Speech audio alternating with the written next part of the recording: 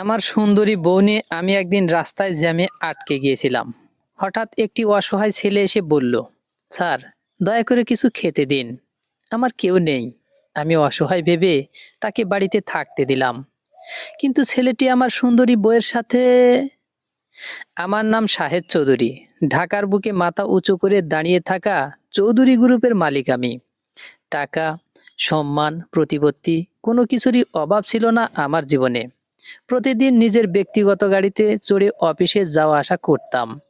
আমার জীবনটা ছিল ঘড়ির কাঁটার মতো, সঠিক, নিয়ম মাফিক এবং কিছুটা একঘেয়ে। আমার স্ত্রী নাফিসা চৌধুরী। আমি একদিন সকালে অফিসে যাচ্ছিলাম। গুলশানের সিগন্যালে গাড়িটা থামতেই জানালার পাশে একটি ছেলে এসে দাঁড়ালো। বয়স 17-18 হবে। ফর্সা রং, টানা টানা চোখ, চেহারায় কেমন যেন একটা আভিজাত্যের ছাপ, কিন্তু পরনের পোশাকটা ময়লা, চুলগুলো উস্কো খুস্কো। মায়াবী চেহারাটা দেখেই বোঝা যাচ্ছিল সে হয়তো কোনো ভালো পরিবারের সন্তান, কিন্তু ভাগ্যের ফেরে আজ রাস্তায়। ছেলেটি আমার গাড়ির জানালায় আলতো করে টোকা দিয়ে হাত জোর করে বলল, স্যার, খুব খিদে পেয়েছে। গত 2 দিন ধরে কিছু খেতে পারিনি। যদি দুটো টাকা দিতেন, একটা রুটি কিনে খেতাম। ছেলেটির কণ্ঠস্বর এত মার্জিত আর আবেদনময় ছিল যে আমার মনোযোগ আকর্ষণ করলো। সাধারণত এই ধরনের ভিখারিদের আমি পাত্তা দেই না, কিন্তু এই ছেলেটির চোখ দুটোতে এমন একটা গভীর শূন্যতা আর যন্ত্রণা ছিল যা আমাকে থমকে দিল। আমি গাড়ির কাজটা সামান্য নামালাম। আমার ড্রাইভার করিম সাধারণত এই ধরনের পরিস্থিতিতে কাজ নামাতে মানা করে, কিন্তু সেও যেন ছেলেটির চাহনিতে কিছু একটা খুঁজে পেয়েছিল, তাই চুপ করে রইল। তোমার নাম কি? আমি সরাসরি প্রশ্ন করলাম। ছেলেটি ইতস্তত করে বলল, আকাশ স্যার। তুমি কেন এই কাজ করছো? তোমার বাবা মা কোথায়? আকাশের মায়াবী চোখ থেকে এক ঝলক অশ্রু দেখা গেল। সে চোখ নামিয়ে বলল, বাবা নেই স্যার। বছরখানেক আগে বাবা একটা অ্যাক্সিডেন্টে মারা যান। আমাদের সব শেষ হয়ে যায়। আমার মা অসুস্থ। গ্রামে আমাদের সামান্য ছিল, সব তার চিকিৎসার পিছনে চলে গেছে। 2 মাস আগে ঢাকা এসেছিলাম একটা কাজ খুঁজবো বলে, কিন্তু কিছুতেই কিচ্ছু হচ্ছে না। আমি তার কথা শুনছিলাম, আর আমার মন একটা অদ্ভুত দ্বিধায় ভুগছিল। ছেলেটি মিথ্যা বলছে না তো? তবে তার চেহারা সারল্য আমাকে কিছু ভাবতেই দিচ্ছিল না। তুমি কি লেখাপড়া জানো? আমি ক্লাস 10 পর্যন্ত পড়েছি স্যার। বাবার ইচ্ছা ছিল আমাকে ইঞ্জিনিয়ার বানাবেন। আকাশের কণ্ঠে আবারও চাপা কষ্ট ফুটে উঠল। ঠিক সেই মুহূর্তে সিগন্যাল সবুজ হয়ে গেল। পিছন থেকে অন্য গাড়ি হর্ন বেজে উঠল। করিম ড্রাইভার ঘাবড়ে গিয়ে আমাকে জিজ্ঞেস করলো, স্যার, গাড়িটা কি চালাবো? আমি পকেট থেকে একটা 100 টাকার নোট বের করে আকাশের হাতে দিয়ে বললাম, এটা রাখো, আর এখন যাও। আকাশ প্রথমে অবাক হলো, তার চোখে মুখে কৃতজ্ঞতা উপচে পড়ল। স্যার, আপনি? সে কিছু বলার আগেই আমি ইশারায় তাকে যেতে বললাম। সে মাথা নিচু করে নোটটি নিল এবং দ্রুত সরে গেল। করিম গাড়ি চালাতে শুরু করলো। আমি পিছনের সিটে বসে কাঁচের বাইরে তাকালাম। আকাশ ততক্ষণে ভিড়ের মধ্যে মিশে গেছে। আমার মনটা কেমন যেন আনমনা হয়ে রইল। জীবনের এই বৈপরীত্য আমাকে ভাবিয়ে তুলল। একদিকে আমার প্রাচুর্য, অন্যদিকে এই ছেলেটির চরম দারিদ্র্য। অফিসের বিলাসবহুল ক্যাবিনে বসেও মনটা স্বস্তি পাচ্ছিল না। কেন যেন মনে হচ্ছিল এই ছেলেটিকে আবার দেখতে পেলে ভালো লাগতো। সে কি সত্যি তার মায়ের জন্য এত কষ্ট করছে, নাকি সে একজন দক্ষ অভিনেতা? সারাদিন কাজের চাপে ঘটনাটা চাপা পড়ে গেল, কিন্তু রাতে যখন বাড়ি ফিরে ডিনারের টেবিলে স্ত্রীর পাশে বসলাম, তখন নাফিসা জিজ্ঞেস করলো, কি ব্যাপার, তোমার মন খারাপ? অফিসে কোনো সমস্যা হয়েছে? আমি সংক্ষেপে সকালের ঘটনাটা বললাম। নাফিসা অত্যন্ত আবেগপ্রবণ একজন মানুষ। সে গভীর মনোযোগ দিয়ে সব শুনল। নাফিসা দীর্ঘ শ্বাস ফেলে বলল, ইস, কি দুর্ভাগ্য ছেলেটার। তুমি খুব ভালো কাজ করেছো শাহেদ। তবে তোমার কি মনে হয় না যে শুধু 100 টাকা দেওয়াটাই যথেষ্ট ছিল না? এত শিক্ষিত একটা ছেলেকে তো একটা কাজ দেওয়া যেত। চৌধুরী গ্রুপে কি একটা কাজের অভাব আছে? স্ত্রীর কথায় আমার চোখ খুলে গেল। সত্যি তো, আমি চাইলে ছেলেটির জন্য আরো অনেক কিছু করতে পারতাম, একটা 100 টাকার নোট তার পরিস্থিতি পাল্টাতে পারবে না। আমার মনে হলো আমি যেন একটা বড় সুযোগ হাতছাড়া করেছি। এই ছেলেটির মধ্যে একটা সম্ভাবনা ছিল যা আমি শুধু 100 টাকায় কিনে বিদায় করেছি। পরের দিন সকালে অফিস যাওয়ার পথে আমার মনটা কালকের ঘটনা নিয়ে তোলপাড় করছিল। নাফিসার কথাটা কানে বাজছিল, এত শিক্ষিত একটা ছেলেকে তো একটা কাজ দেওয়া যেত। আমার এই বিশাল সাম্রাজ্যে একটা ছোট জায়গায় কি আকাশকে জায়গা দেওয়া যেত না? আমি মনে মনে সিদ্ধান্ত নিলাম, আজ আবার সেই সিগন্যাল থামতে পারলে একবার ছেলেটিকে খুঁজবো। যদি তাকে পাই, তবে এবার আর টাকা দিয়ে বিদায় করব না, তার ভবিষ্যতের জন্য কিছু একটা করব।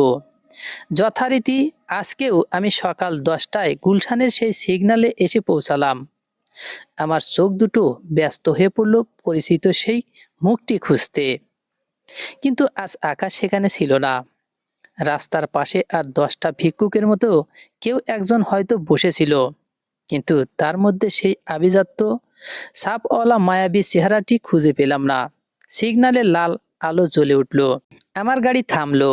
আমি ড্রাইভার করিমকে ডাকলাম। করিম, কালকে যে ছেলেটি এখানে টাকা চেয়েছিল তাকে কি তুমি আজ দেখেছো? করিম মাথা নেড়ে বলল, না স্যার, কালকের পর ওকে আর দেখিনি। এই ধরনের ছেলেরা এক জায়গায় বেশি দিন থাকে না, হয়তো অন্য কোনো সিগন্যালে গেছে। আমার মনটা খারাপ হয়ে গেল। মনে হলো আমি যেন একটা মূল্যবান সুযোগ হাতছাড়া করলাম।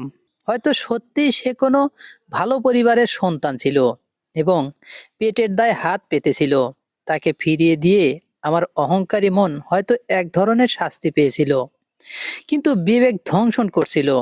অফিসে পৌঁছে আমি কাজে ডুবে গেলাম, কিন্তু আকাশের মুখটা কিছুতেই ভুলতে পারছিলাম না। দুপুরের লাঞ্চের সময় আমার অফিসের পুরনো বিশ্বস্ত ম্যানেজার ইমতিয়াজ সাহেব আমার ক্যাবিনে এলেন। স্যার, সব ঠিক আছে তো? আপনাকে বেশ চিন্তিত দেখাচ্ছে। আমি ইমতিয়াজ সাহেবের সাথে সবকিছু খুলে বললাম।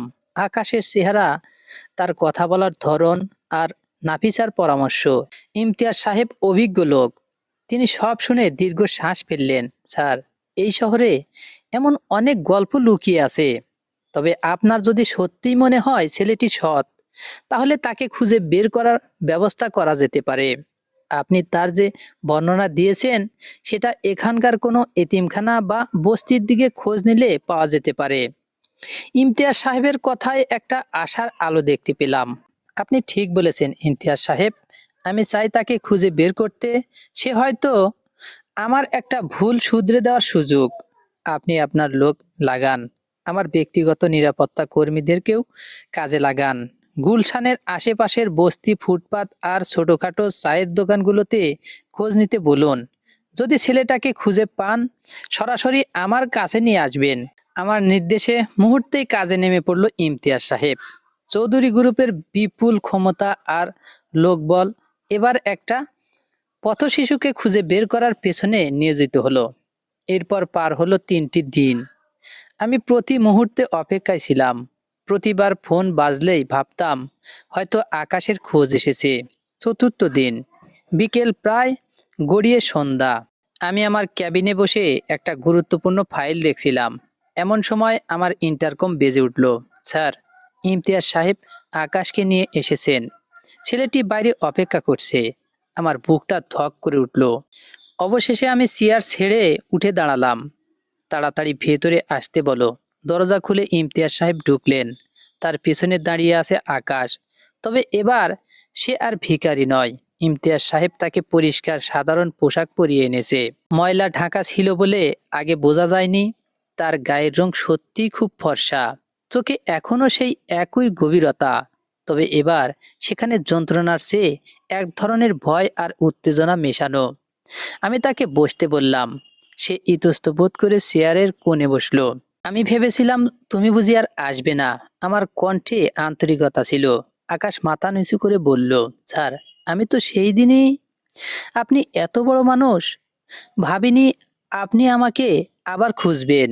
ইমতিয়াজ আঙ্কেল যখন আমার নাম ধরে ডাকলেন, প্রথমে আমি বিশ্বাস করতে পারিনি। আমি মুচকি হাসলাম। বিশ্বাস করো, আমি তোমাকে একটা সুযোগ দিতে চাই আকাশ। তোমার মাকে সুস্থ করে তোলার এবং নিজের পায়ে দাঁড়ানোর সুযোগ। তুমি কি আমাদের অফিসে কাজ করতে রাজি? আকাশের চোখ দুটো উজ্জ্বল হয়ে উঠল। সে হাঁটু গেড়ে বসতে গিয়ে ইমতিয়াজ সাহেবের ইশারায় থামলো। স্যার, কাজ? আমি মন দিয়ে কাজ করব, যে কোনো কাজ, ঝাড়ু দেওয়া থেকে শুরু করে। না আকাশ, তুমি ঝাড়ু দেবে না। তুমি শিক্ষিত ছেলে, তোমার মেধা আছে। আমি তোমাকে আমার ব্যক্তিগত লাইব্রেরি দেখাশোনার কাজ দেব। খুব গুরুত্বপূর্ণ কিছু না, শুধু বইগুলো গুছিয়ে রাখা, আমার ব্যক্তিগত ফাইলগুলো সাজিয়ে দেওয়া। এই ফাঁকে তুমি আবার পড়াশোনা শুরু করতে পারবে। আর তোমার মায়ের চিকিৎসার সব দায়িত্ব আমি নেব। এই কথাগুলো শুনে আকাশের চোখ আর কৃতজ্ঞতা নয়, এবার যেন এক ধরনের বিস্ময় আর মুক্তির আনন্দ ফুটে উঠল। তার কণ্ঠে আবেগে রুদ্ধ হয়ে গেল। স্যার, আমি আমি আপনার ঋণ কোনোদিন ভুলব না। আপনি আমার জন্য যা করছেন। আমি তাকে থামিয়ে বললাম, আমার কোনো ঋণ নয়, এটা তোমার প্রাপ্য আকাশ। তোমার মতো মেধাবী ছেলের এই অন্ধকার রাস্তায় থাকা উচিত নয়। এবার বলো, তোমার মা কোথায় আছেন? আমাদের প্রথম কাজ হলো তাকে চিকিৎসার ব্যবস্থা করা। আমি তখনই ইমতিয়াজ সাহেবকে নির্দেশ দিলাম, ইমতিয়াজ সাহেব, এক্ষুনি আমাদের কর্পোরেট অ্যাম্বুলেন্স ডাকুন। আকাশের মায়ের জন্য দ্রুত সময়ের জন্য যেন অ্যাপেলো বা ইউনাইটেড হাসপাতালে ক্যাবিন বুকিং দেওয়া হয়। চিকিৎসার খরচ নিয়ে যেন কোনো চিন্তা না করতে হয়, সে বিষয়ে আপনি নিশ্চিত করবেন। আকাশের চোখ দিয়ে এবার সত্যি সত্যি জল গড়িয়ে পড়ল। স্যার, এত কিছু? আমার মা হয়তো বাঁচবেন, নিশ্চয় বাঁচবেন, আমি আশ্বাস দিলাম। কিন্তু একটা কথা মনে রাখবে আকাশ, জীবন তোমাকে একটা সুযোগ দিয়েছে, এই সুযোগের মর্যাদা রাখতে হবে। তুমি এখন থেকে আমার অধীনে কাজ করবে, আমার লাইব্রেরি দেখাশোনার পাশাপাশি। আমি চাই তুমি পড়াশোনাটা আবার শুরু করো। আকাশ মাথা নেড়ে সম্মতি জানালো। তার চোখে তখন এক নতুন স্বপ্ন। আমার অফিসের কর্মচারীদের মধ্যে খবরটা ছড়িয়ে পড়ল। সবাই বলাবলি করতে লাগলো, শাহেদ চৌধুরী কত দয়ালু। কিন্তু আমার এই দয়ার পিছনে একটা অজানা টান কাজ করছিল। আকাশের চেহারা আর তার গল্পের মধ্যে এমন একটা কিছু ছিল যা আমার ভেতরের একঘেয়েমি আর সফলতার শূন্যতাকে পূরণ করতে চাইছিল। পরের দিন আমি আকাশ আর তার মায়ের ব্যাপারে সজাগ থাকলাম। ইমতিয়াজ সাহেব জানালেন, আকাশের মা রুবিনা বেগম বেশ গুরুত্বপূর্ণ অসুস্থ, মূলত অপুষ্টি এবং দীর্ঘদিনের নিউমোনিয়ার সমস্যা। তবে চিকিৎসার শুরু হওয়ায় তিনি দ্রুত সুস্থ হয়ে উঠবেন বলে ডাক্তাররা আশা করেছেন। আকাশকে আমি অফিসের উপরের ফ্লোরে আমার ব্যক্তিগত লাইব্রেরির পাশে একটি ছোট কিন্তু পরিষ্কার রুমে থাকার ব্যবস্থা করে দিলাম। তার কাজ ছিল সকাল সন্ধ্যা লাইব্রেরি দেখাশোনা করা এবং আমার দৈনন্দিন ব্যক্তিগত নথিপত্র সাজিয়ে দেওয়া। আকাশ কাজে খুবই মনোযোগী ছিল। তার দ্রুত শেখার ক্ষমতা আমাকে মুগ্ধ করলো। সে শুধু বই আর ফাইল সাজাতো না, কোন বইটা কোথায় আছে, আমার কোন ফাইলটা কখন লাগবে, সবকিছু তার নখদর্পণে ছিল। তার নীরবতা এবং নম্র ব্যবহার সকলের কাছে তাকে গ্রহণযোগ্য করে তুলল। কয়েক সপ্তাহ পর একদিন রাতে আমি কাজ সেরে বাড়ি ফিরলাম। নাফিসা তখনও ঘুমাতে যায়নি। সে অধীর আগ্রহে আমার জন্য অপেক্ষা করছিল। কেমন আছে রুবিনা বেগম?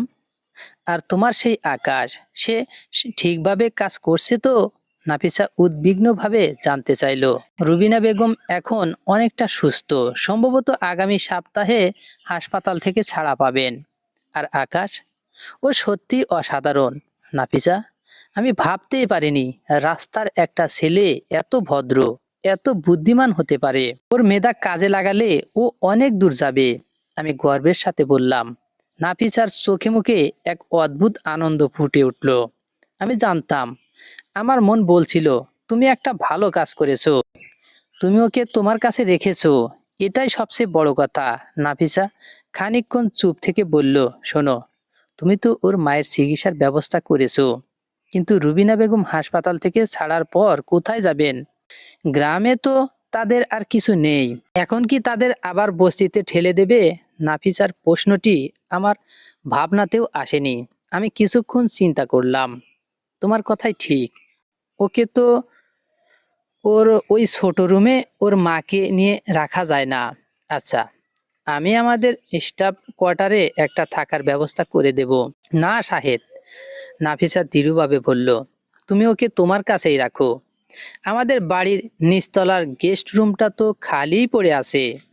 তুমি আকাশ আর তার মাকে সেখানে থাকার ব্যবস্থা করো। তুমি ওর শিক্ষাগুরু, তোমার চোখের সামনে থাকলে ওর ভবিষ্যৎ আরো ভালো হবে। স্ত্রীর কথায় আমি চমকে উঠলাম। এই চৌধুরী ভিলাতে একটা রাস্তার ছেলেকে তার অসুস্থ মা সহ রাখার প্রস্তাব, এটা আমাদের আভিজাত্যের জন্য কিছুটা অপ্রত্যাশিত ছিল। কিন্তু নাফিসার চোখে আমি এক গভীর মানবিকতা দেখতে পেলাম। তুমি নিশ্চিত তোমার কোনো সমস্যা হবে না তো? আমি জিজ্ঞেস করলাম। নাফিসা হেসে বলল, তোমার মন যদি এত বড় হতে পারে, আমার মন কেন নয়? তাছাড়া আমার কেমন যেন মনে হচ্ছে আকাশের মধ্যে এক ধরনের শান্তি আছে। ওকে কাছে রাখলে তোমার এই একঘেয়ে জীবনে একটা নতুনত্ব আসবে। আমি স্ত্রীর দিকে তাকিয়ে মুগ্ধ হলাম। এই কারণেই আমি নাফিসাকে ভালোবাসি। আমি মাথা নেড়ে সম্মতি দিলাম। ঠিক আছে, তাই হবে। রুবিনা বেগম ছাড়া পেলে তারা আমাদের গেস্ট রুমেই থাকবেন। এই সিদ্ধান্তটি যেন আমার জীবনকে সম্পূর্ণ এক ভিন্ন পথে চালিত করবে, তা সেদিন আমি কল্পনাও ভাবতে পারিনি। আকাশের আগমন শুধু চৌধুরী গ্রুপেই নয়, আমাদের চৌধুরী ভিলাতেও এক নতুন দিগন্ত উন্মোচন করতে যাচ্ছিল। নির্ণয় হলো, রুবিনা বেগম হাসপাতাল থেকে ছাড়ার পর আকাশ আর তার মা চৌধুরী ভিলার গেস্ট রুমে আশ্রয় পেলেন। এটা ছিল এক বিশাল পরিবর্তন। চৌধুরী ভিলা, যেখানে পরিচারক থেকে শুরু করে ড্রাইভার পর্যন্ত সবাই বহু বছর ধরে কঠোর নিয়মে মধ্যে চলে আসতো, সেখানে হঠাৎ করে একজন অপরিচিত যুবক এবং তার অসুস্থ মায়ের প্রবেশ যেন এক নতুন বাতাস নিয়ে এলো। নাফিসা চৌধুরী অত্যন্ত আনন্দের সাথে রুবিনা বেগমকে বরণ করে নিলেন। রুবিনা বেগম ছিলেন একজন শান্ত, স্বল্পভাষী মহিলা।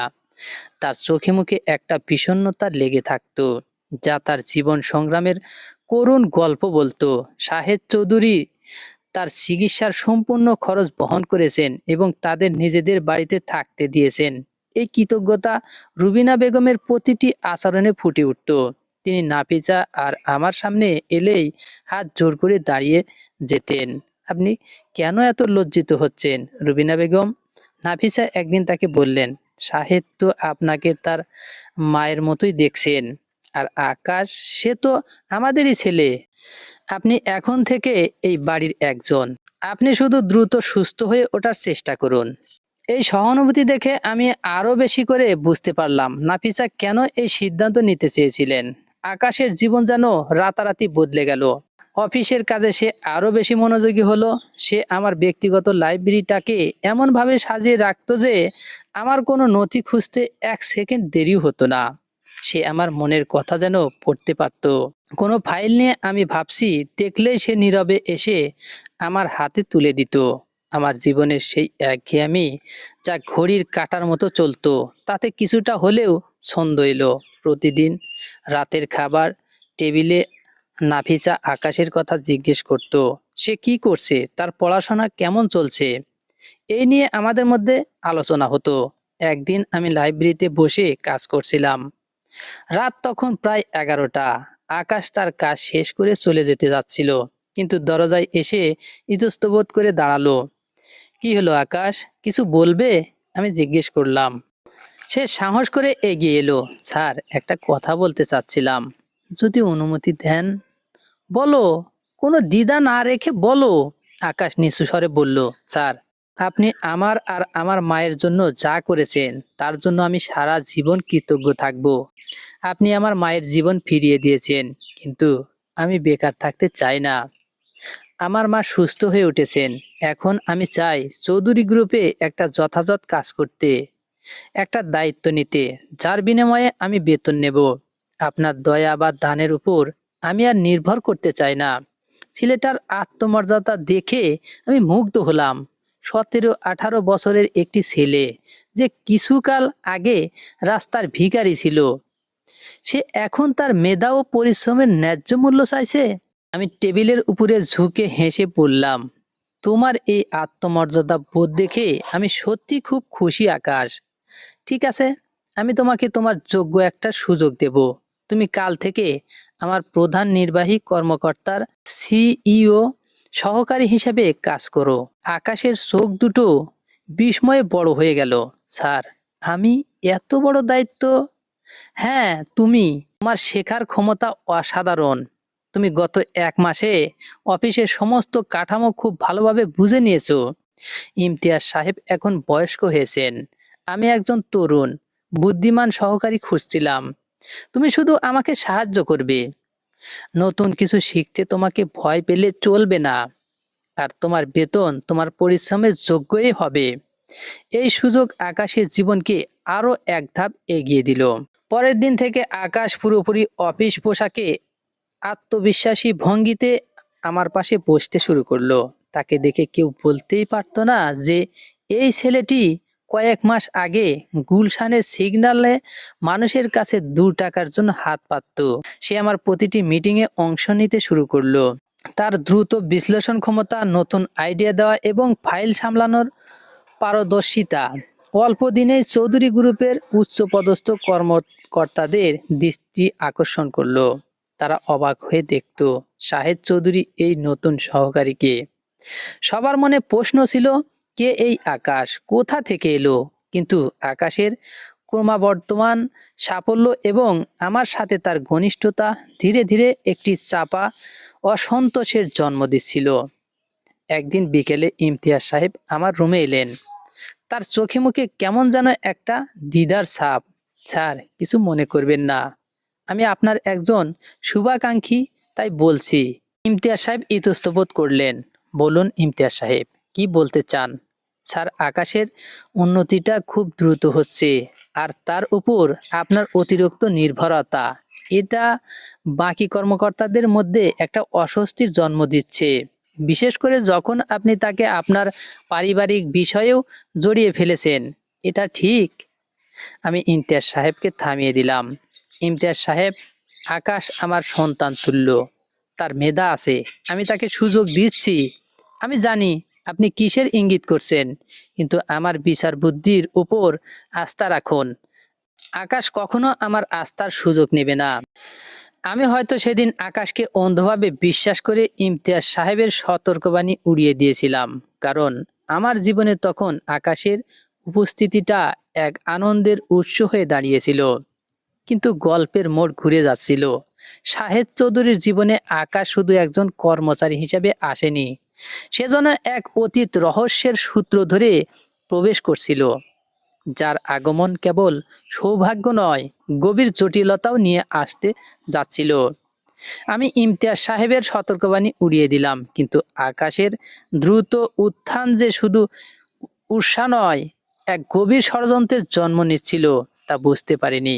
আমার চোখ তখন ছিল আকাশের সাফল্যের মুগ্ধ। সে আমার ব্যক্তিগত জীবনে প্রবেশ করতে শুরু করেছিল। আকাশের মা রুবিনা বেগম সম্পূর্ণ সুস্থ হয়ে উঠেছিলেন। তিনি এখন আমাদের ভিলাতে নাফিসা চৌধুরীর সাথে সময় কাটাতেন। রুবিনা বেগমের মার্জিত স্বভাব এবং মৃদু হাসি নাফিসাকে খুব দ্রুত আকৃষ্ট করল। নাফিসা তার জীবনের একাকিত্বে একজন ভালো সঙ্গী পেলেন। প্রায়শই আমি দেখতাম নাফিসা আর রুবিনা বেগম বাগানে বসে গল্প করছেন অথবা একসাথে রান্নাঘরে হালকা কাজ করছেন। নাফিসার কোনো সন্তান ছিল না, তাই আকাশের প্রতি তার স্নেহ ছিল স্বাভাবিকের চেয়েও বেশি। তিনি আকাশকে নিজের ছেলের মতোই দেখতেন। একদিন রাতে ডিনারের পর নাফিসা আমাকে বললেন, শাহেদ, আকাশকে আমার খুব ভালো লাগে। ছেলেটা যেন ঠিক আমাদের ঘরের ছেলে। ও যখন তার মাকে নিয়ে গল্প করে তখন ওর চোখ দুটো ছলমল করে ওঠে। তুমি জানো, রুমিনা বেগম বলছিলেন আকাশের বাবাও নাকি তোমার মতোই একজন বড় ব্যবসায়ী ছিলেন। তবে এখন তার কিছু মনে নেই, সব অ্যাক্সিডেন্টে হারিয়ে গেছে। আমি হেসে বললাম, তুমি ওর গল্পের সাথে অতিরিক্ত আবেগপ্রবণ হয়ে যাচ্ছ নাফিসা। সব সফল মানুষেরই একটা ট্র্যাজিক অতীত থাকে। আকাশ সে সুযোগটা ভালোভাবে কাজে লাগাচ্ছে। আসলে আমি আকাশকে এতটাই বিশ্বাস করতে শুরু করেছিলাম যে তার অতীত নিয়ে আর কোনো সন্দেহ আমার আসেনি। এদিকে চৌধুরী গ্রুপের ভিতরে আকাশের ক্ষমতা দ্রুত বাড়তে থাকলো। আমার অনুপস্থিতিতে সে অত্যন্ত দক্ষতার সাথে বড় বড় চুক্তি সামাল দিতে শুরু করলো। সে এমন কিছু অর্থনৈতিক দিক চিহ্নিত করলো যা আগে আমাদের চোখ এড়িয়ে গিয়েছিল। তার পরামর্শে নেওয়া কয়েকটি বিনিয়োগে আমার অভাবনীয় মুনাফা পেলাম। তখন আমি সিদ্ধান্ত নিলাম, আর দেরি নয়। এক সন্ধ্যাবেলায় আমি আকাশকে আমার লাইব্রেরিতে ডাকলাম। আকাশ, আমি বললাম, আমি তোমার কাজ এবং তোমার নিষ্ঠায় অত্যন্ত সন্তুষ্ট। তুমি আমার ব্যবসাকে নতুন উচ্চতায় নিয়ে গেছো। তাই আমি একটা সিদ্ধান্ত নিয়েছি। আমি তোমাকে চৌধুরী গ্রুপের ভাইস প্রেসিডেন্ট হিসাবে পদোন্নতি দিতে চাই। আর এর মাধ্যমে তুমি বোর্ডের একজন সদস্য হবে। আকাশের চোখ দুটোতে কৃতজ্ঞতা, আনন্দ আর এক ধরনের চাপা উত্তেজনা খেলা করছিল। স্যার, এটা আমার কাছে স্বপ্নের মতো। আমি এই সুযোগের যোগ্য হওয়ার জন্য আমার সর্বোচ্চ দিয়ে কাজ করব। আমি জানি তুমি করবে। আমি হাসলাম। তবে একটা শর্ত আছে। আকাশ কৌতূহলী চোখে তাকালো। তোমার পড়াশোনা কিন্তু শেষ করতে হবে। এবার তুমি সরাসরি একটি ভালো বিশ্ববিদ্যালয়ে সন্ধ্যাকালীন কোর্সে ভর্তি হবে। আর তোমার পড়াশোনার সমস্ত খরচ চৌধুরী গ্রুপ বহন করবে। আকাশ চেয়ার ছেড়ে উঠে এসে আমার পা ছুঁয়ে সালাম করলো। স্যার, আপনি শুধু আমার জীবন বাঁচাননি, আপনি আমাকে নতুন জীবন দিয়েছেন। আমি কোনোদিন আপনার এই ঋণ শোধ করতে পারবো না। তোমার ঋণ শোধ করতে হবে না, শুধু তোমার মাথা উঁচু করে বাঁচতে হবে। আমি বললাম।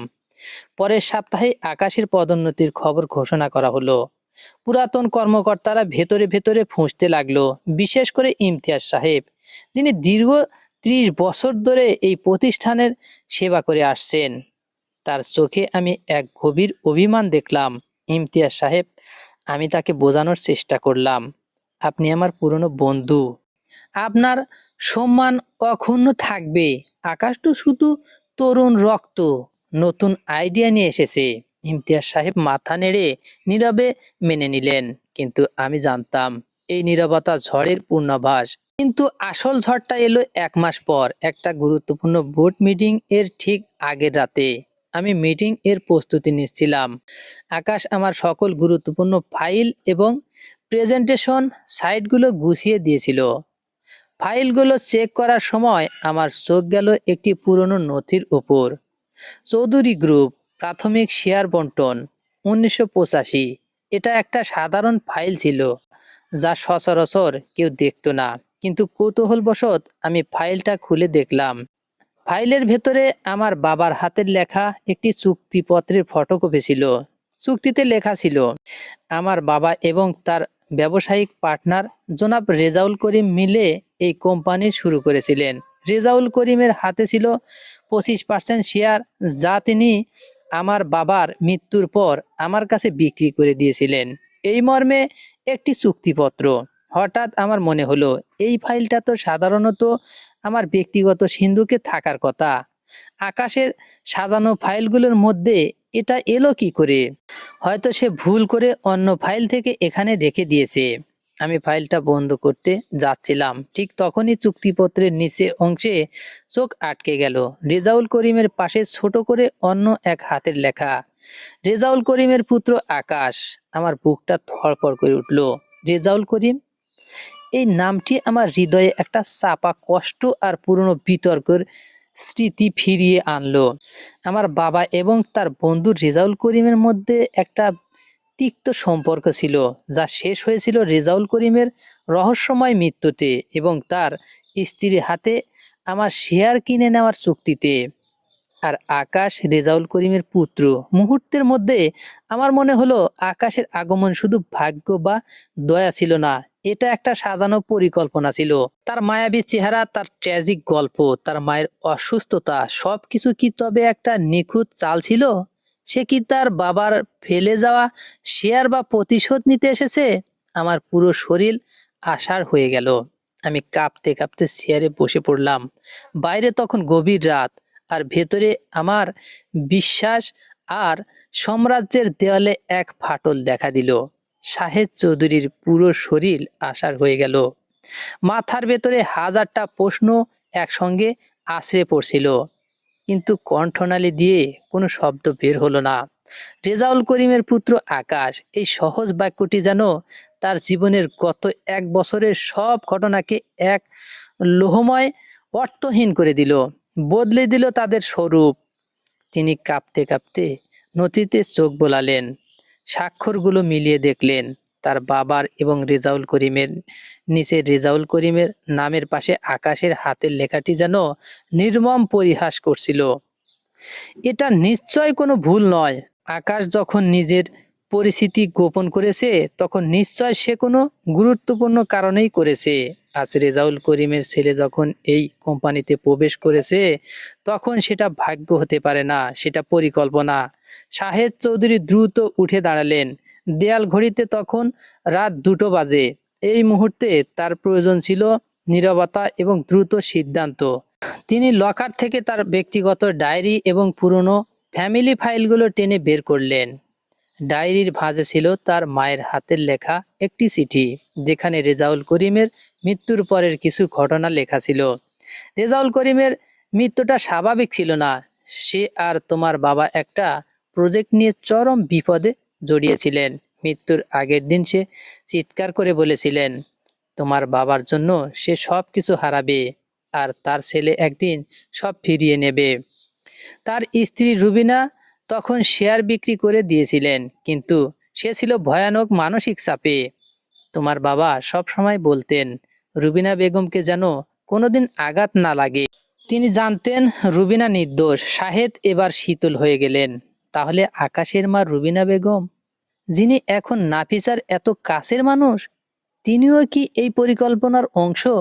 নাফিসা, যিনি নিঃস্বার্থভাবে রুবিনা বেগমকে আশ্রয় দিয়েছেন, তিনিও কি ব্যবহার হচ্ছেন? তিনি আকাশের কক্ষের দিকে ছুটলেন। ঘরের বাইরে দাঁড়িয়ে নিজেকে সামলে নিলেন, শ্বাস স্বাভাবিক করার চেষ্টা করলেন। পরের দিন সকালে শাহেদ চৌধুরী অফিসে প্রবেশ করলেন এক অস্বাভাবিক শীতলতা নিয়ে। তিনি আকাশকে ডেকে পাঠালেন, আকাশ বসো। শাহেদের কণ্ঠে কোনো উত্তাপ ছিল না। আকাশ প্রবেশ করলো, তার চোখে সেই আত্মবিশ্বাস আর উজ্জ্বলতা। স্যার, সব ফাইল রেডি আছে আজকের মিটিং হবে। শাহেদ বাধা দিলেন, তবে তার আগে একটা কাজ আছে। তুমি আর আমি আজ সন্ধ্যাবেলায় তোমার মা রুবিনা বেগমকে নিয়ে ডিনারে যাব। নাফিসাও থাকবে। আকাশের চোখ দুটো সামান্য কেঁপে উঠল, যা শাহেদের চোখ এড়ালো না। স্যার, মানে? এমন হঠাৎ? হঠাৎ নয়, শাহেদ বললেন, তোমাকে আনুষ্ঠানিকভাবে ধন্যবাদ দেওয়ার জন্য। ভাইস প্রেসিডেন্ট হিসাবে তোমার পারফরমেন্স খুব ভালো, এটা তোমার মায়ের প্রাপ্য। আকাশ নিজেকে সামলে নিয়ে হেসে বলল, আমি কৃতজ্ঞ স্যার। মাকে বলতেই তিনি খুব খুশি হবেন। শাহেদ কিছুক্ষণ আকাশের দিকে তাকিয়ে রইলেন। তোমার মা রুবিনা বেগমের কি কোনো শারীরিক জটিলতা আছে? মানে, অ্যাক্সিডেন্টের পর কি তিনি মাঝে মাঝে কিছু ভুলে যান? না স্যার, তেমন কিছু না, শুধু কিছু পুরনো স্মৃতি মনে করতে কষ্ট হয়। আকাশ দ্রুত উত্তর দিল, তার কণ্ঠে সামান্য সতর্কতা শাহেদের কাছে ধরা পড়ল। ও আচ্ছা, ঠিক আছে, তাহলে সন্ধ্যার প্রস্তুতি নাও। সন্ধ্যাবেলায় এক বিলাসবহুল রেস্টুরেন্টের ব্যক্তিগত কক্ষে 4 জন একত্রিত হলেন। নাফিসা আর রুবিনা বেগম গল্পে মত্ত। আকাশ ছিল আত্মবিশ্বাসী, কিন্তু মাঝে মাঝে তার চোখ শাহেদের দিকে সরে যাচ্ছিল। খাবারের এক পর্যায়ে শাহেদ চৌধুরী সবার দৃষ্টি আকর্ষণ করলেন। নাফিসা, আজ আমি আকাশ আর তার মায়ের কাছে একটি বিশেষ অনুরোধ জানতে চাই। নাফিসা উৎসাহিত হয়ে বললেন, অবশ্যই শাহেদ, বলো। শাহেদ তখন রুবিনা বেগমের দিকে তাকালেন। তার চোখে কোনো রাগ বা অভিযোগ ছিল না, শুধু এক গভীর বেদনা। রুবিনা বেগম, আপনি এখানে আসার পর থেকে নাফিসার জীবন বদলে গেছে। সে আপনাকে নিজের বোন বা মায়ের মতোই দেখে। আমি বিশ্বাস করি আপনি একজন ভালো মানুষ। রুবিনা বেগম মৃদু হেসে বললেন, আপনি আমার ছেলের জীবন বাঁচিয়েছেন শাহেদ, আমি আপনার কাছে চিরঋণী। শাহেদ এবার আকাশের দিকে তাকালেন। আকাশ, তুমি অসাধারণ কাজ করেছো, কিন্তু আমার মনে হয় কিছু কিছু গল্প এখনো অসম্পূর্ণ। তোমার মায়ের অ্যাক্সিডেন্টের গল্পটা, তোমার বাবার পরিচয়টা, সে কি শুধুই হারিয়ে গেছে? আকাশের হাসি ম্লান হলো। স্যার, আমি বুঝতে পারছি না, আপনার কি কোনো সন্দেহ হচ্ছে? সন্দেহ না, শুধু যাচাই, শাহেদ শান্ত গলায় বললেন। তিনি তার পকেট থেকে সেই পুরনো চুক্তিপত্র বের করলেন, যেখানে লেখা ছিল রেজাউল করিমের পুত্র আকাশ। তিনি খুব ধীরে নথির ভাঁজ খুললেন। রেজাউল করিম শাহেদ শব্দটি উচ্চারণ করলেন। রুবিনা বেগমের হাতে থাকা জলের গ্লাসটি কেঁপে উঠল। তার চোখ দুটো ভয়ে বিস্ফোরিত হলো। শাহেদ বললেন, আপনি রেজাউল করিমকে চেনেন? রুবিনা বেগমের চোখ জলে ভরে গেল। তিনি ডুকরে কেঁদে উঠলেন। শাহেদ বাবা, আমি। আকাশ দ্রুত উঠে দাঁড়ালো। স্যার, এটা আপনি কি করছেন? আমার মাকে কেন প্রশ্ন করছেন? তিনি অসুস্থ। অসুস্থ নন, ভীত। শাহেদ শান্তভাবে বললেন, তুমি বসো আকাশ। তোমার মা আমাদের পারিবারিক বন্ধু ছিলেন। তোমার বাবা রেজাউল করিম আমার বাবার পার্টনার ছিলেন। তুমি তার ছেলে আকাশ রেজা করিম। কেন তুমি তোমার আসল পরিচয় লুকালে? আকাশের মুখ ফ্যাকাশে হয়ে গেল। রেস্টুরেন্টের মৃদু আলোতেও তার মুখের কঠোরতা স্পষ্ট বোঝা যাচ্ছিল। তার সমস্ত ভণ্ডামি যেন ভেঙে পড়ল। কারণ কারণ আমি প্রতিশোধ নিতে এসেছিলাম। আকাশ চিৎকার করে উঠল, আমার বাবার 25% শেয়ার আপনি অন্যায়ভাবে কিনে নিয়েছিলেন। আমার বাবা আত্মহত্যা করেছিলেন আপনার বাবার প্রতারণার জন্য। আমি এসেছিলাম আমার পাওনা ফিরিয়ে নিতে। নাফিসা ভয়ে আঁতকে উঠে রুবিনা বেগমকে জড়িয়ে ধরলেন। শাহেদ হাসলেন, বিষণ্ণ হাসি। প্রতিশোধ? আর তুমি ভেবেছিলে তোমার মা রুবিনা বেগমকে নাফিসার কাছে রেখে তুমি তোমার মায়ের পুরনো বন্ধুকে ব্যবহার করবে? যে মানুষটি তোমাকে তার ছেলের মতো দেখতো, তার বিশ্বাসের সঙ্গে এমন বিশ্বাসঘাতকতা! শাহেদ এবার তার বাবার ডায়েরি থেকে মা রুবিনা বেগমের চিঠিটা বের করলেন। তোমার বাবা শেয়ার বিক্রি করেননি আকাশ। তোমার মা রুবিনা বেগম নিজে থেকে শেয়ারগুলি বিক্রি করেছিলেন। কারণ তোমার বাবা রেজাউল করিম অবৈধভাবে অর্থ আত্মসাৎ করেছিলেন এবং তিনি যখন ধরা পড়লেন তখন তোমার মা সমস্ত দায় বহন করতে চেয়েছিলেন তার মানসিক স্থিতির বিনিময়ে। রুবিনা বেগম কান্না জড়িত কণ্ঠে বললেন, আমি জানতাম শাহেদ, জানতাম তোমার বাবা সৎ ছিলেন। রেজাউলের মৃত্যুর পর আমি ভয় পেয়েছিলাম তুমিও জানলে রেগে যাবে। আকাশকে তোমার দয়ার কাছে রেখে আমি নিশ্চিত হতে চেয়েছিলাম, কিন্তু যখন দেখলাম আকাশ তোমাকে আঘাত করতে চাইছে তখন আমি দুর্বল হয়ে পড়েছিলাম। আমি চুপ করেছিলাম। আকাশ হতবাক হয়ে গেল। মা, তুমি জানো? তুমি কেন আমাকে বলনি? কারণ আমি তোমার বাবার মতো তোমাকে প্রতারক দেখতে চাইনি আকাশ। রুবিনা বেগম চিৎকার করে উঠলেন। শাহেদ চরির নিঃশ্বাস নিলেন। তোমার বাবার শেয়ারের মূল্য তোমার মায়ের হাতেই পরিশোধ করা হয়েছিল। এখন তুমি যদি মনে করো এটা যথেষ্ট নয়, তাহলে তুমি আদালতে যেতে পারো। তুমি এখন বোর্ডের ভাইস প্রেসিডেন্ট। তুমি বোর্ডের কাছে তোমার দাবি পেশ করতে পারো। আকাশ চেয়ারের উপর এলিয়ে পড়ল, তার চোখ নামানো। আমি জানি তোমার ভেতরে খারাপ কিছু নেই আকাশ, শুধু তোমার বাবার প্রতি অন্ধ বিশ্বাস তোমাকে ভুল পথে চালিত করেছে। শাহেদ বললেন, কিন্তু তোমার মায়ের প্রতি নাফিসার যে ভালোবাসা সেটা খাঁটি। তোমার ভাইস প্রেসিডেন্ট পদ এবং বোর্ডের সদস্য পদও খাঁটি। তুমি তোমার যোগ্যতা তা অর্জন করেছো। শাহেদ চেয়ার ছেড়ে উঠে দাঁড়ালেন, তার চোখের দিকে স্থির দৃষ্টিতে তাকালেন। তুমি আর ষড়যন্ত্রের পথে থেকো না আকাশ। আমি তোমাকে ক্ষমা করে দিচ্ছি, তবে তোমার মায়ের সম্মান, নাফিসার ভালোবাসা আর আমার বিশ্বাস এগুলো আর নষ্ট হতে দিও না।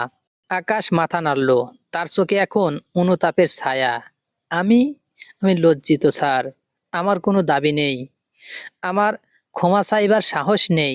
নাফিসা রুবিনা বেগমকে ধরে শাহেদের কাছে এগিয়ে এলেন। আমি আকাশকে কোনো দোষ দিচ্ছি না শাহেদ। সে তো তার মায়ের সম্মান রক্ষায় চেষ্টা করেছিল। শাহেদ রুবিনা বেগমের কাঁধে হাত রাখলো। আমি জানি নাফিসা, আমরা দুজনেই এখন নতুন করে শুরু করব।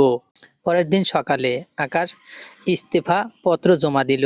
সে শাহেদের কাছে আর কোনো কথা বলার সুযোগ চাইল না। সে তার মাকে নিয়ে ভিলা ছেড়ে চলে গেল। রুবিনা বেগম যাওয়ার সময় নাফিসাকে জড়িয়ে ধরলেন। আমি কোনোদিন তোমাকে ভুলবো না বোন, তুমি ভালো থেকো। শাহেদ চৌধুরী আর নাফিসা দাঁড়িয়ে দাঁড়িয়ে সেই দৃশ্য দেখলেন। ইমতিয়াজ সাহেব সেদিন সকালে এক কাপ চা নিয়ে শাহেদের অফিসে এলেন। আমি জানতাম শাহেদ, ইমতিয়াজ সাহেব বললেন, আমি জানতাম এই ছেলেটা এত দ্রুত এত কিছু হতে পারে না। আমি তোমাকে বলেছিলাম, তুমি ঠিক ছিলে। ইমতিয়াজ সাহেব বললেন, কিন্তু বিশ্বাস মানুষকে অন্ধ করে দেয়।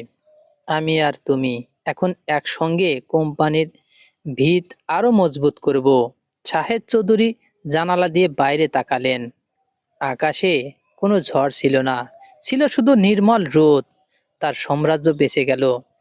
বিশ্বাসটা হয়তো সামান্য কেঁপে উঠেছিল, কিন্তু তার মানবিকতা আর সততা তাকে রক্ষা করলো। তিনি জানতেন আকাশের ভেতর থেকে ষড়যন্ত্র চলে গেলেও সে এখন চৌধুরী গ্রুপের জন্য একজন দক্ষ বন্ধু হিসেবে সারা জীবন বেঁচে থাকবে।